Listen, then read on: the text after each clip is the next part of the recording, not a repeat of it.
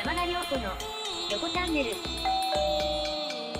こんにちは、りょこチャンネルの山田涼子です。今日はゲトウスグルのメイクをしていこうと思うんですけれども、テーピングはした状態です。テーピングの段階で、スグルはエラは張ってるんだけど、ここはめっちゃカクってなってる感じで、あと二重は加工で消していくんですけど、つり目にしてます。あんまり持ち上げると二重幅が開いちゃうだけなんで、今回はこの目尻だけギュってきつね目になるような感じにしています。スグルはそんな美白って感じじゃないから、普通に下地の付け方とかが多分ちょっと乱雑なの。こういう雑な人もいるんだなぐらいの。今日はなんでダウンとか着てるかっていうと、下に着物の補正用のベストと肩パッド入れた状態で、上からウルトラライトダウンのロングタイプのジャケットを着ています。めちゃくちゃガタイがいいからです。やっぱ男装だと当たり前なんですけど、骨格が違うんで、普通にやるとヒョロヒョロになっちゃうんですよね。できるだけ厚みを出したいので、こういう、めちゃくちゃ今更なんですけど、いつも眉毛なくてすいません。小玉のフローレスフィット、先にちょっと気になるところに軽くのせちゃいます。コンシーラー感覚ですね、まさに。そのままちょっと放置して、首元も色をのせてきます。あまり色違うと、これだ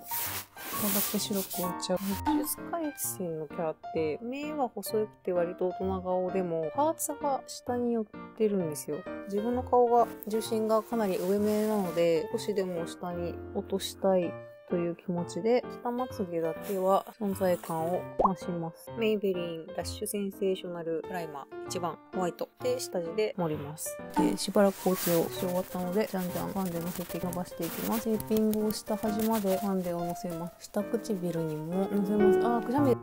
さて、ファンデを塗り終わったら、ティッシュを干します。余分な油分などを干します。絶対やった方がいい。リキッドとかクッション系のファンデをした後にパウダーファンデを粉代わりに重ねて肌を隠すというのは、今日は白肌ではなくて普通肌なので、これを使います。24ミネラルパウダーファンデ。肌に優しいミネラルファンデ。真っ白を塗るより落ち着いた感じの肌色にカバーとかはしてくれる。テーピングが下手。左右差が。そう、テーピングぐるって回しちゃうんですけど、固定してもネットって結局ミヨミヨするから、もうこっからこうの力で強引に引っ張ってるんですね。後ろで紐をずらす的な感じでちょっとキュッてやると少しバランスが直せたりするので、今日はチークはしない。チークはしないよ。代わりに、久しぶりにシェーディングを、キャンメイク、シェーディングパウダー4番。このライン、ふわーって。生え際は後でメイクするんですけど、めちゃめちゃ。その下準備として、形を意識して影を入れておきます。普通の女の子は丸みを意識してメイクすると思うんですけど、今日はメンズになるためにやってるので、四角く根元を入れていかないと落ち着かないので、クリーミータッチライナーキャンメイクのダークブラウンで、インサイドラインを描きます。あんまりキラキラさせてはいけないと思っているので、ですが、何もしないと、本人の顔ではプレイできないので、このようにアイラインを入れさせていただきます。教祖様自体はつり目なので、今引いた後にリキッドセザンヌ極細アイライナーの極力横にまっすぐに塗って、私みたいにどちらかというと離れてる目の場合はいわゆる石灰線を入れます。下まつげを描き足していきます。どうせほぼこれは見えないから大丈夫。口が問題。ゲトウスグルはかなり自分から遠い造形をしてるので頑張らないといけない。ダイソーのダイシンアイブロウペンシルの一番薄い色で、いつもだったらちょっってのせるだけなんですけど、この人口がでかいというか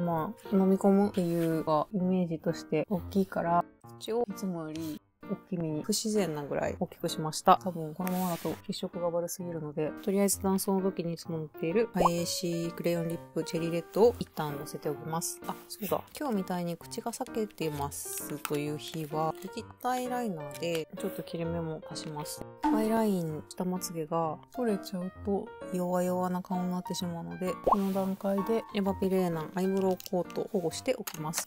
ポーラの DM クルールカラーブレンドコンシーリングパウダーでコンシーラーとして消しきれない眉やくすみ的なものをさささと。で、眉山だけこの肌色のとこが結構効いてくれるのでのせておきます。ここも先日試してみたこの影を入れることでちょっと短くなってんのかな。それはさておき、一番緊張する眉毛で顔が決まると言っても過言ではないと思ってて、イラスト的にはあんまり低すぎないんですよね。イケメンキャラだともうこっから眉毛生えたい気持ちなんだけど、スグルは結構広めで描くと、自分の場合は今日は間抜けな顔していくぞってなっちゃうんで、男性的にはツーって眉位置にします。今日は今朝スタイルなので柔らかくはしないように直線あるいはやや反り気味ぐらいのイメージですか。眉毛さえスッてかけたらメイクの時間3分の1は短縮できる気がするんだよね。一旦描いたので少し陰影を入れましょう。いつものやつです。キャンメイクパーフェクトスタイリストアイズ14番を入れます。一応下地をつけよう。今ちょっとピンクのせたけど、人たらしの教祖様なんで、この辺は血色あってもいいかなと個人的には思います。モテメイクで冬魅力が高い状態の時って目尻とか耳たぶもやったかな、髪が強くてってなんかで見てから入れるようになりました。で、赤み足したら目尻の持ち上げをちょっと強調します。下まぶたもこのとこも結構キャライラスト的にもはっきりある線だから、ここは一番濃いシャドウで足します。今日はカラコン入れないからこの目のバランスのまま仕上がっていくから、薄いからさ、割ともう工程はこんなもんかな。黒髪キャラだから眉毛はちょっと G っぽくしたいんで、またさっきのアイライナーで毛流れ